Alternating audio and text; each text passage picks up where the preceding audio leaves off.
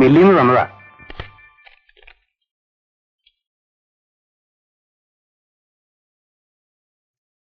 പണം വേണമല്ലേ? നാളെ തരാം.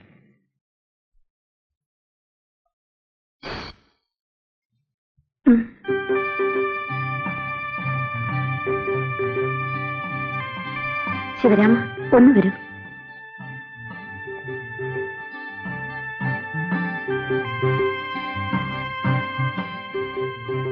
എന്താ വേണ്ടേ? ഇതിന്റെ പുറത്ത് അളന്ന് ഒന്നെടുത്തു തരൂ. എന്താ കൊച്ചമ്മേ? അല്ലെങ്കിൽ വേണ്ട, ഞാൻ എടുത്തോളാം. ഇതൊന്ന് പിടിച്ചു തരൂ.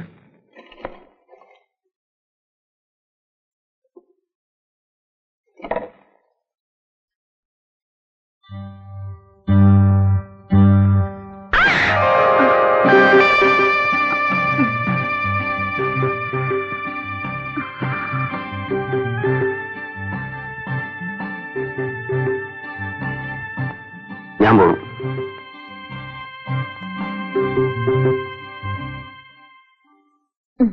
നടി,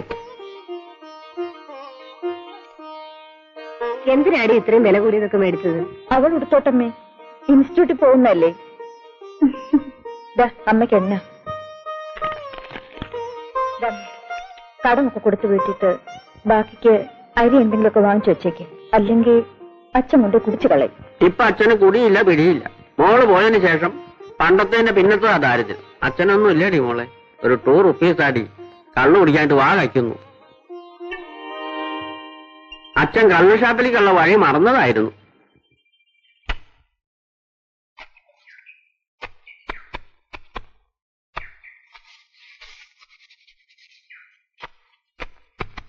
സാവിത്രി, നീ എപ്പോഴാ പോകുന്നത്?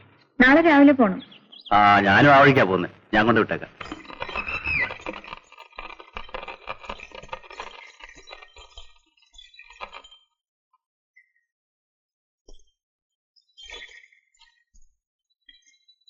ഞാൻ പോട്ടെ.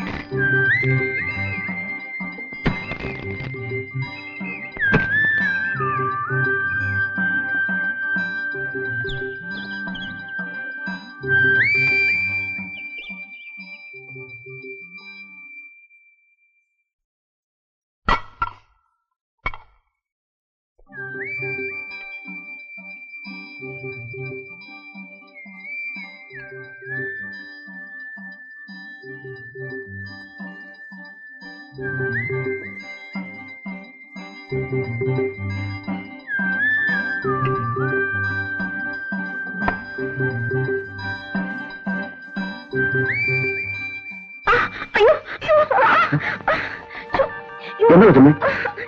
എന്നെ പുറത്ത്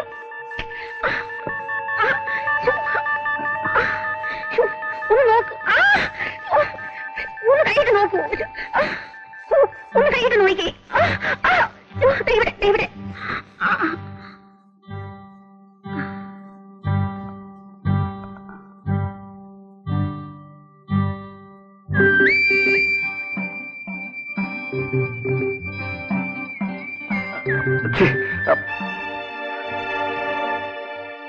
കൊച്ചമ്മേ, ഇവിടെ ഇപ്പോ എനിക്ക് എന്നെ പിടിച്ചു നിർത്താൻ കഴിഞ്ഞത് എത്ര നന്നായി.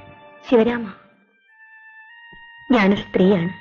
എന്റെ ഭർത്താവിന് സുഖമില്ല. അദ്ദേഹത്തിന് ഒന്നിനും വയ്യ. പെണ്ണുങ്ങൾക്ക് അവരുടെ ദൈവം ഭർത്താവാണ് കൊച്ചമ്മേ. ഞാനിവിടെ ജോലി ചെയ്ത് അദ്ദേഹം തരുന്ന പണം കൊണ്ടുകൂടിയാണ് ഞാൻ ജീവിക്കുന്നത്. ഉണ്ണുന്ന ചോറിന് ഒരിക്കലും ഞാൻ നന്ദിയോട് കാണിക്കില്ല. കൊച്ചമ്മേ, ഇനി ഒരിക്കലും ഞാൻ ഇങ്ങോട്ട് വരില്ല. ഞാൻ പോകുന്നു.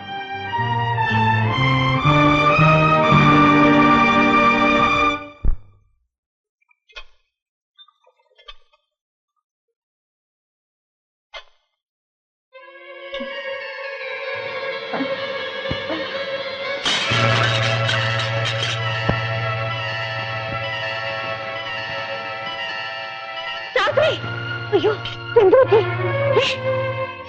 സാവിത്രി, മോളെ സാവിത്രി. അയ്യോ, ഈ മരുന്ന് വാങ്ങിച്ചു കൊടുക്കും. പേടിക്കാനൊന്നുമില്ല. സാവിത്രി ഗർഭിണിയാണ്.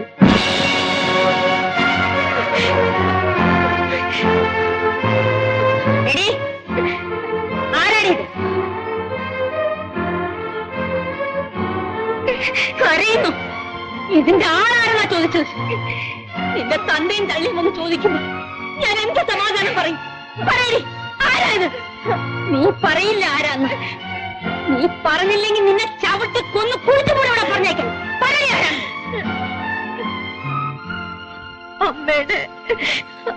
അമ്മയുടെ മോനാണ്.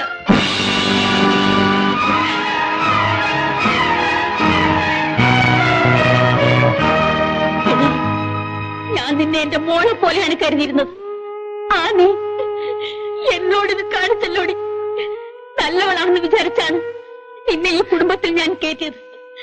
എന്റെ കുടുംബത്തിന്റെ ആത്മഹത്യ നീ തകർത്താണല്ലോടി. ഇതിനേക്കാൾ എനിക്കല്പം വിഷം തന്നെ കൊന്നിട്ട് എന്റെ വീട്ടിൽ നിനക്ക് ചെയ്യാമായിരുന്നു. എന്റെ പൊന്നുമോളെ, നിങ്ങൾക്കൊക്കെ സഹായമല്ലാതെ ഈ അമ്മ വേറെ ഒന്നും ചെയ്തിട്ടില്ല. ആ എന്നോട് വേണോ? എടാ, അവിടെ നില്ല. നീ എന്റെ മോനാണോടാ? എന്താടായി കാണിച്ചത്? എന്താ അമ്മേ? എന്താ? എന്താണെന്നോ നിനക്കൊന്നും അറിഞ്ഞൂടാ അല്ലേ? എടാ,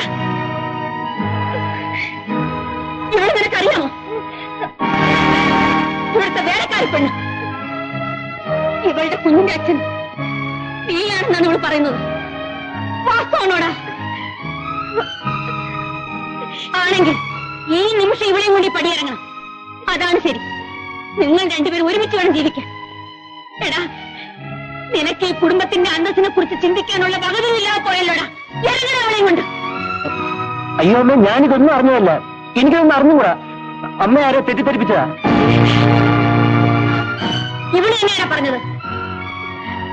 എടി, സത്യം പറ, ഇവനാണോ?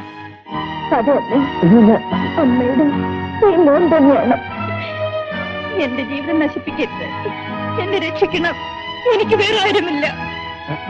സാവിത്രി, നീ എന്താണ് ഈ പറയുന്നത്? എനിക്കൊന്നും മനസ്സിലാകുന്നില്ല. ഞാനോ?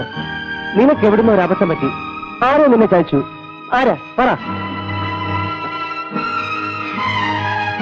അവനെ കൊണ്ട് നിന്നെ ഞാൻ വിവാഹം കഴിപ്പിക്കാം. നീ വെറുതെ എന്തിനാ എന്റെ പേര് പറയുന്നത്? പാവം അമ്മയോട് അത് വിശ്വസിച്ചു. സാവിത്രി, നിന്നെ ഞാൻ ഇങ്ങനെയല്ല കരുതിയത്. അമ്മയ്ക്കിത് വരണം. പിടിച്ചെടുത്തേക്ക് വരാൻ നിന്നെ മോളെന്നും പറഞ്ഞോണ്ട് ഇപ്പൊ ചീത്ത പേര് എനിക്കായി. മതിയായല്ലോ. ഒന്നും പറയണ്ട പച്ചമ്മേ. ഇതിങ്ങനെയൊക്കെ സ്വഭാവമായത്. ഏതെങ്കിലും കൊള്ളാവുന്ന വീട്ടിൽ ഒരു വിലക്ക് നിൽക്കുക, എവിടെയെങ്കിലും പോയി ഇതുപോലെ ഒന്ന് സമ്പാദിച്ചു വരിക, എന്നിട്ട് തറവാട്ടിൽ പറഞ്ഞ പിള്ളേരെ തലയെ കെട്ടിവെക്കുക. സ്വത്തിനവകാശിയായല്ലോ. താൻ ഒന്നും പറയാനില്ല. അമ്മയ്ക്ക് ഇപ്പൊ ഇവളെ വിശ്വാസം. അമ്മ ഒരു കാര്യം ചെയ്യും, ഇവളെ പിടിച്ച് മരുമകളാക്കി ഇവിടെ ഇരുത്തിക്കോ. വല്ലവന്റെ കൊച്ചിനെ എന്നാ എനിക്ക് വയ്യ. ഞാൻ പോവാ. പറഞ്ഞത് കേട്ടില്ലേ? എന്റെ മോനെ ഞാൻ അങ്ങനെയല്ല പഠിപ്പിച്ചത്, അങ്ങനെയല്ല വളർത്തിയത്. എന്റെ മോനെ കുറിച്ച് വേണ്ടാതീനം പറയുന്നു. ഇറങ്ങണി പുറത്ത്. ഇല്ലമ്മേ, ഞാൻ പോവില്ല.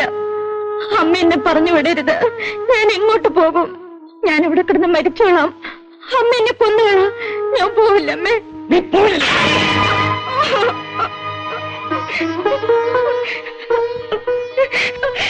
എന്നെ ഉപേക്ഷിക്കരുത്, എന്നെ ഉപേക്ഷിക്കരുത്. പിള്ളേ, ഇവിടെ അയച്ചേക്കൂ.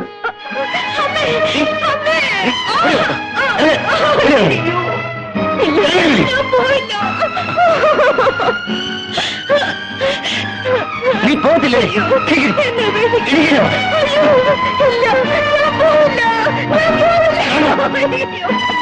എനിക്ക്